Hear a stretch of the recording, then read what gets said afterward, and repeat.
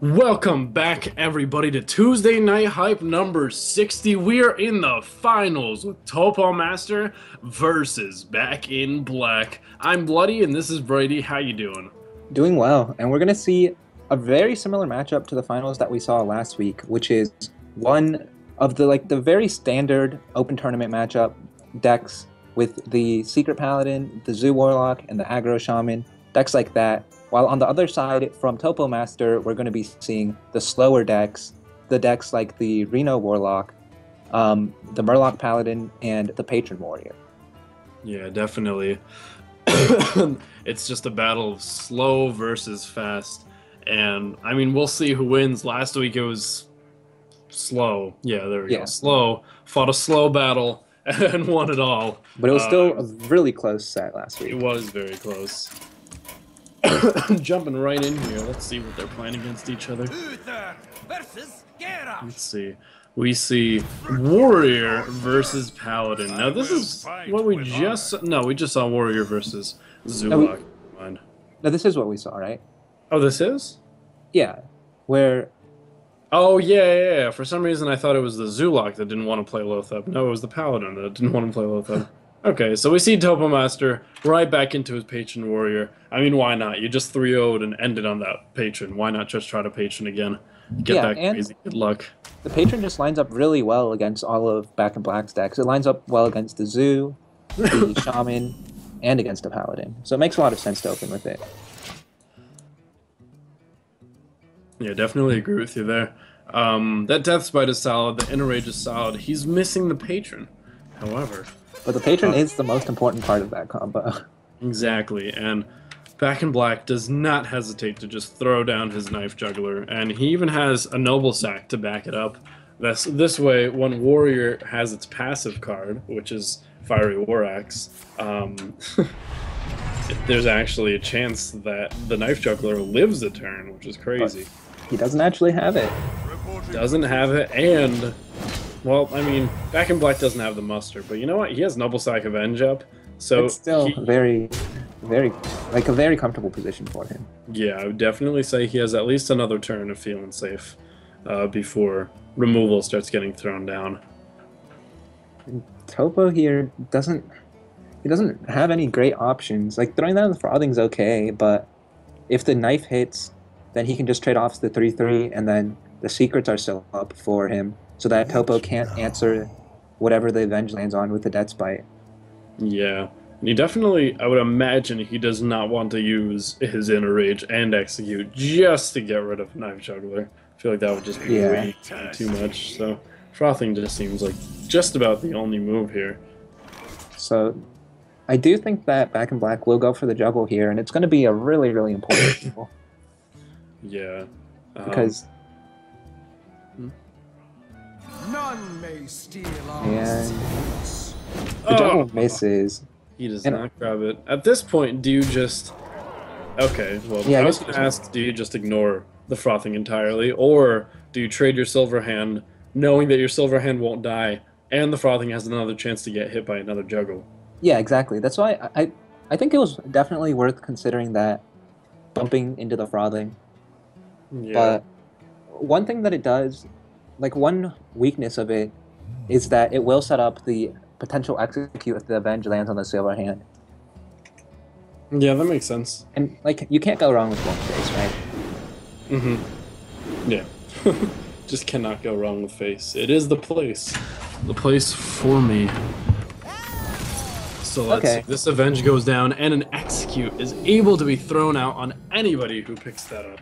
Well played. Successfully silencing Back in Black's quick start and ushering in a new era of a little bit of a slower game here. And Topo gets to cycle 2 more cards to try to set up for another strong Patron turn. Oh, and he finds the Patron, and I wonder if he'll even coin out the execute on the 3-2 so that he has a 9-1 on board. He does not. My real question is why? Is he just assuming that the Belcher will be played no matter what? So it's not. There's not even a point if the one is still up. I think with having the Deathspite and Patron in hand and the execute, he wants to make sure that he can answer the challenger because he knows that the 9-1 is going to be traded into anyways. So he thinks that as long as he can deal with the challenger efficiently, there's no way that he's going to lose the game. Yeah, that's a decent point. Unfortunately for BackInBlack, he he does not have Mysterious Challenger in turn 6. I believe this is not the first time we've seen him not have his Challenger on This turn is 6. still a lot of pressure, though, from BackInBlack, Yeah. with so much damage being represented on board, and the Topo might have to just tank the Lothab again, and then he's only going to be able to make 2 patrons, but I guess he could potentially execute the Shredder, which doesn't even feel that good. Yeah, it's Okay, so he's going to slam the Shredder. That makes a lot of sense. that makes. So this Shredder drop is pretty important also. He really needs a 3-power minion to deal with the patron. Ooh, that whirlwind. One card off. Yeah, just a mana off. Now imagine. Okay, I was gonna say imagine that's an unstable ghoul, but unfortunately for Topo now, BackInBlack just has the answer. He doesn't have a follow-up, but he has an answer. Yeah, he has not the best turn in the world. Not a terrible turn, I suppose. You add essentially 5 power to board, and then you know that you have the Tyrion to follow up. But Topo does have the Doctor Boom, which presents a lot of power, but because Topo's playing the aggressive version with the double Korkon and the Sir Finley, and his only defense cards against Tyrion and like the Ashbringer that it's going to present is double Unstable Ghoul and then 1 Dread Corsair. So he could have a little bit of a tough time here. Definitely agree with you there. Ooh, and that Boombot hitting face did not help Topo out at all. He's probably just going to have to trade his Dr. Boom unless he wants to trade his Korkron Elite. See, the armor does help, but I don't believe it will be able to catch up unless Topo is able to pull out the win or pull out a taunt. BackInBlack seems to just have the means to win now.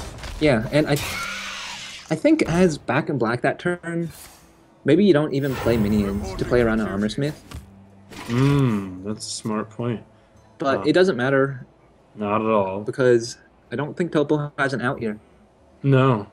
He really has nothing. If he had some sort of a whirlwind effect for his acolytes, he'd possibly be able to draw into some sort of minor savior. But unfortunately for him, there's just nothing left to do besides, I don't know. Does he have lethal? Wait, does he have lethal? Oh, is he one off? He's one off. Yeah, he is. He is one off. Oh man, I wasn't even paying attention to that. I was like, wait a second, he's got a death spite. He's got a charge. And you have to wonder if he did the coin execute play a couple turns back, and then he got the frothing to connect to 9. Would that have won him the game? Possibly. I mean, with the amount of just charge he had in his hand, he might have been able to overlook the Secret Paladin's board instead of take care of it, and or at least parts of his board, and just get rid of the Pally. Well, I mean, rather get rid of the Patron matchup. Yeah, and it's really brutal to lose that matchup, because that's a matchup, like, one of the reasons that you do play the Patron Warrior is to beat the Secret Paladin. And I think out of Secret Paladin, Zoo Warlock, and Aggro Shaman, Paladin is the most favored for the Warrior. I think the other two still are favored for Topo, but I think he just lost his most favored matchup for his Warrior. Yeah, which is always a feels bad situation. So Topo still has his Warrior, Warlock, and Paladin, while BackInBlack has just his Shaman and Warlock now. And Shaman's coming out against Patron. See, this isn't this isn't too bad of a matchup for the Shaman. If it was up against Control Warrior, I'd say something different. But you know, if you just ditch, in my opinion, everything but the Feral Spirit, you might be left with some really good situations. Definitely. I don't know. What do you think? Yeah, I definitely agree with that, Mole. The Rockbiter doesn't take care of that much stuff, and you really want to be proactive in this matchup. You don't want to be reactive and trying to go back and kill all of Topo's stuff, because the way that Patron wins is by being reactive and like clearing your board and slowly getting armor. But the way that the Shaman wins is just by killing Topo. Yeah, definitely. Because Shaman has that magical thing to it that you can deal damage, bring him down to 20 or 15, and just let your spells do the rest of the magic. Exactly. Is Back in Black there? Hello? I think they might just be waiting to watch each other's mulligan. No, it looks like. Oh, okay. Yeah. So they were just waiting to watch each other's mulligan, and that's something that I definitely like doing that in tournaments Yeah. because it's just like it doesn't seem like a big deal, but the little bit of information I do think is relevant. Definitely is, I would say. This is a little bit awkward Yeah. for Back in Black. If only he had a one drop, this would be beautiful. Like if he had a Tunnel Trog, are you kidding me? Oh, That would be amazing. Tunnel Trog into Feral Spirit into. Well, he'd have to pick up another one drop, but then Totem Golem, Feral Spirit. Just jeez. I think you do. I think you still play out the Totem Golem here, though, even though you don't really have a follow up. Yeah, because it's not like you're gonna. You're probably gonna have even less of a follow up if you just wait a turn Feral Spirit. This way you get more damage in. And Totem Golem just matches up pretty well against almost anything. Mm-hmm. Especially if unstable ghoul is what gets thrown down this turn. Which Yeah, and it feels. Topo does decide to play the. It looks like he's having a hard time deciding which one to play because you want to save the Armor Smith for your Whirlwind effects, right? But the unstable ghoul just gets eaten up by the Totem Golem, and he decides just not to play anything and just pass. Yeah, Topo had too much of a decision to wrestle with, so he just figured, hey, why do I even need to make a choice? Why don't I just do nothing? Yay! It seems fine. I'm not too opposed to it. It's just he has nothing on board. He's gonna slowly start taking damage. And he's just passing again. I guess his thought process is that he's gonna get the death spite on the Totem Golem, but the Feral Spirits are coming down. And I feel like Topo should have been able to expect that. Like a coin Totem Golem into nothing kind of hints towards a Feral Spirit. Yeah. And you saw, like if he was paying attention to the mulligan, he saw Back in Black hold one card that wasn't played the first two turns. So he knows it's either a Feral Spirit or a Doomhammer, right? Yeah, and I feel like Doomhammer is not something to be kept. Yeah, I don't think so either, but those like the only two cards that might be kept that wouldn't have been played by the first two turns. Yeah, exactly. So at this point you just Death Spite and hope you start drawing patrons and start countering this board, but you know, as the shaman, I'd be pretty yeah. The patron here would be really big for Topo. Mm-hmm. But Back in Black has such a strong hand with so much damage, and he has like decent control of the board at this point. Yeah. But it might slip away within the next couple of turns. I think Back in Black, is he just thinking about throwing a burn at the face? I don't think I would hate that. Yeah, I wouldn't hate that either. It would definitely imply that you don't have Doomhammer, which is the one thing that I'm really thinking hard about whether Back in Black wants to display that he doesn't have Doomhammer. But and I think even if he drew Doomhammer next turn, would he play it over playing like Feral Spirits? probably And just not. trying to push a little bit more damage on board? Actually, with the Rockbiter, yeah, he would probably just play it. Yeah, I would. Well, with the Rockbiter, it seems like even if you do top deck the Doomhammer, you're just gonna wait a turn and do 10 damage with it. So it doesn't seem too bad. Top decking an Earth Shock wouldn't be too much of a fool's bad play from Back in Black either. I would say at this point, Back in Black definitely wants an Earth Shock here. yeah. And What Topo else? uses his Armor Smith and his Inner Rage to try to cycle as much as possible, but he doesn't find anything that's super useful. He finds a lot of his late game cards that aren't going to be that playable within the next couple of turns, but I think he will be able to take control of the board soon. And the other thing is that Back in Black has to clear the Armor Smith somehow. He has to invest some type of damage into it. Yeah. I would say a Lightning Bolt is fine, but at the same time, this makes plenty sense. Okay. This makes a lot of sense, yeah. Yeah. This is just protecting yourself I mean, it's not like Patron ever runs Brawl. And now you're officially done. Well, not officially, but you're somewhat done getting set back on your damage, right? Because the armor is gone. And you got a Crackle, you got a Lightning Bolt, you got Rock Biter. That's a potential 12 damage just in hand. I mean, if nothing gets cleared, this could just be lethal.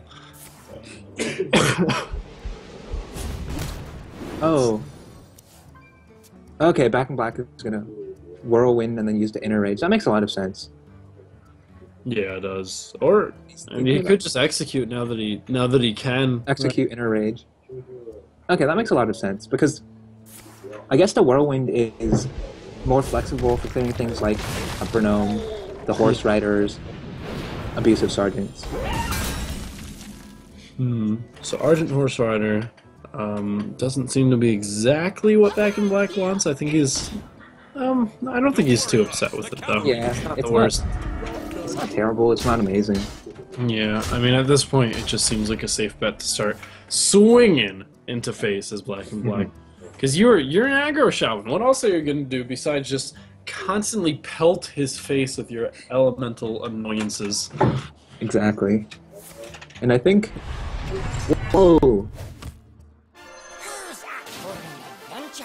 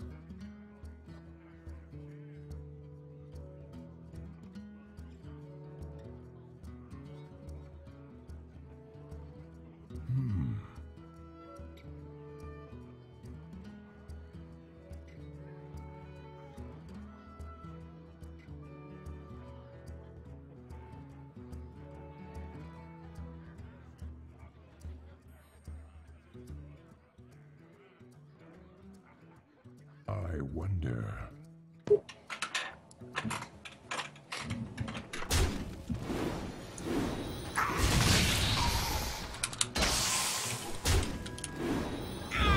Alrighty, everybody, we are back after another minor disconnect just to watch some crazy stuff happen here.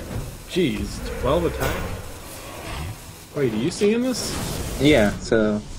It is shut down. BackInBlack traded all of his minions into the Unstable Ghoul and then realized that the Frothing Berserker was out of control. So felt compelled to trade into it, and suddenly he looks super far behind. Yeah.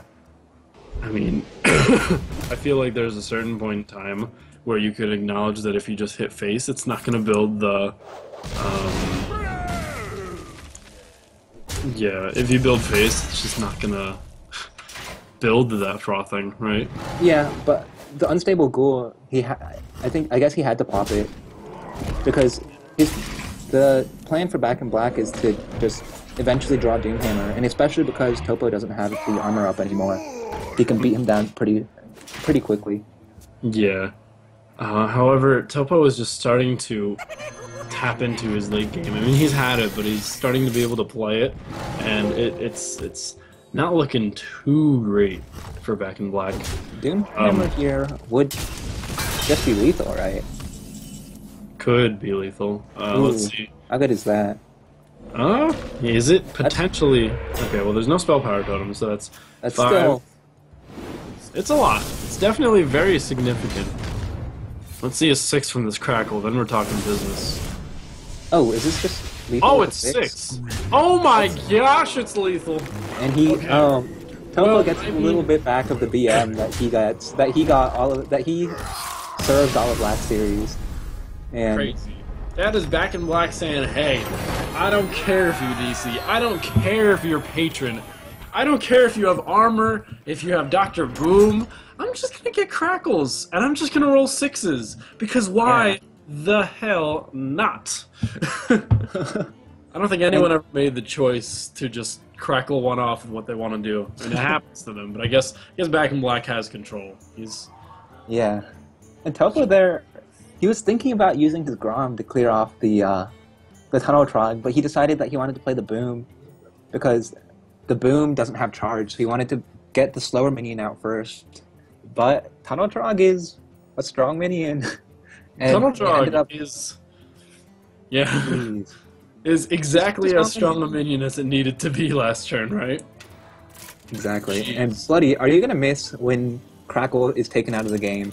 I am so gonna miss Crackle. I'm so happy about Standard, like I really am, but Crackle just holds a special place in my heart. Ever since a good few weeks ago, I was really down. I was like, my opponent had 11 health. He had a board full of taunts. He was spamming hello, and all I had, I didn't have anything. So I top decked Ancestral Knowledge, got a Crackle, then I tapped, because I had tap at that point, got another Crackle, rolled a 6 and a 5, and I won. And it was just, Wow. you know, ever since then, Crackle just held a special place in my heart. Right next to being a scumbag shaman player. And the story you told is exactly why I'm gonna be super happy when Crackle is gone from the game. Yeah, because it seems like Crackle only rolls well when you want it to not roll well, I guess. Yeah. Or when you don't need it to roll well, but I guess sometimes lucky from BackInBlack's point of view. He's already up 2-0. All he needs to do is just snatch a win with his Zulok. It might not be now, might not be next game, but the odds that he gets 1 and 3 with Zulok are pretty decent. I feel like Zulok could get some explosive starts and just trample anything, right? Definitely. But this game, he's had a fairly slow start with the Imp game, or with the Flame Imp being Dark Bombed on turn 1. And the Imp game boss tests the board fairly well, but BackInBlack does have the Abusive Sergeant to counter that.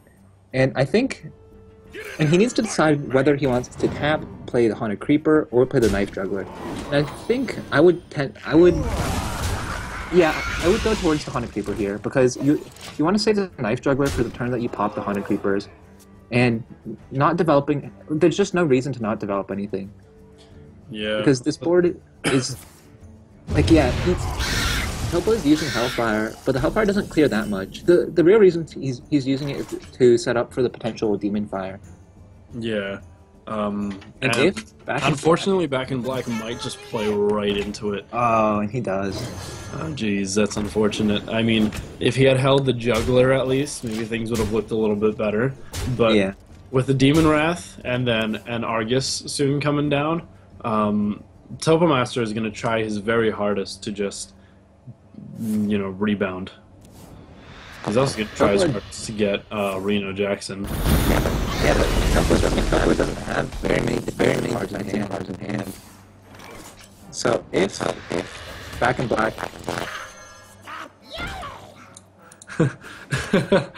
Same. well, at this point, Topo doesn't have that many defensive cards in hand. So if BackInBlack finds some more aggressive plays, he'll be in a really good spot. Yeah. Now, if you're BackInBlack, are you just going to keep tapping every turn, or do you want to just kind of, you know, maybe Owl, maybe Implosion, and just keep pushing? Because you've reached turn 6, and Reno Jackson has not been played, I repeat. Yeah. Has not been played. A rarity. Yes. I mean, Reno decks are so strong, unless Reno is in, like, the bottom 10, and then it's a little bad, I'd say. But BackInBlack did just give up his way to bypass taunts, so Topo could do something like the Farseer back on the Sylvanas and then do an Argus. Ooh, I really like that, actually. That seems really strong. I wasn't even thinking about it. What do you know? That's exactly what's gonna happen. Yeah, and I think Topo, I think I would like to see him just swing face here, because BackInBlack is pretty low from all of his life taps and his Flame Imps. That Sea Giant, I just made a funny face. That Sea Giant is definitely a big one, I'd say. Pretty cheap. Yeah, I'd say it's a pretty good pickup. It's probably gonna force what's that called? Twisting Nether. Yeah. And then it's all up to who top decks what and who can kill who, because, you know, they're both pretty low. they're both warlocks. They can both kill each other. Maybe one a little easier than the other, but I'm not too sure if Topo like top decks Leroy. Well, oh, okay. So BackInBlack is gonna go with the Flame Imp also, putting himself down to 8, and I guess he feels fairly safe because he's gonna have a taunted up Sea Giant. But little does he know that his whole board's gonna die. In addition, at this point, is he gonna have enough time? Hello? BackInBlack, you there? Okay, there he is. There he is. I guess he just had to think about this for a while. But will he have the time? Let us see. Yeah, he gets it. He gets everything done. There I think he could have traded a little bit better, trading the 3/5 into the Farseer and getting the token out instead of doing the 2/1 and the 1/1, because the 3/5 gets eaten by Sylvanas anyways. So I think if he wasn't in such a rush, he could have made slightly better trades. I mean, if you're Topo now, do you just what's it called, Faceless Manipulator, the 9/9, and then maybe PO something just to kill the 9/9? Yeah, that seems reasonable. Yeah. I think that's better than... Is that better than Twisting Nether? Probably, because you get to take care of the 9/9, and you already saw one owl, so you're not scared of that. So, yeah. The real question is, would you rather a better board, or just no one has anything? I think looking at his hand, Topo, I think, would rather just get the value out of the Faceless. Oh. Okay. And he decides he doesn't want to get the value out of the Faceless. Which I guess not. is a little bit surprising to me because his hand doesn't have defensive cards left. Ooh, Ooh, that's two really good pickups back to back. Yeah, actually, you are very right. Though that's probably exactly what he needed. You know, it's like a Lotheb to make sure nothing happens, and then a Doomguard to make sure that nothing stays up, and make sure that the Warlock doesn't come back up. I think your play was...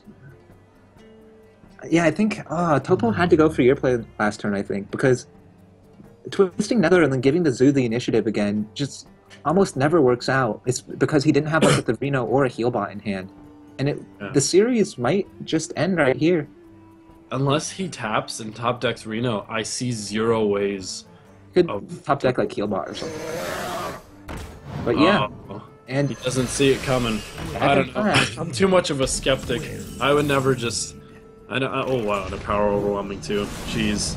I never trust anyone, but definitely it wasn't 100% wrong to assume that he didn't have exactly what he needs. But he did, and BackInBlack actually manages to get the 3-0 against TopoMaster, pulling out everything he needed in a really, really aggressive stance to say, hey, this has worked so far, and you're not ruining this. I am winning this. I'm beating you out for a point. Yeah, and despite the strong control play that we saw from Topo in last series, BackInBlack in this series just runs him over with strong, aggressive play. Definitely. That was awesome. It was very... it's very... Oh, you know what? Okay, yeah. So, I was going to say it's nice to see aggro win, but now that I think about it, I just realized I'm the worst person out there. I like fast decks. I like when everyone plays fast decks so I can play a slow deck, but I guess now we're a little bit more afraid of just what these fast decks could do. Even when you tech against them, you're still going to get run over, it seems. Yeah. Yeah. But anyway, congratulations to BackInBlack, our Tuesday Night Hype number 60 champion. I'm Bloody and this is Brady. I hope you guys had a wonderful night, and please tune in next week for Tuesday Night Hype. See ya, everybody.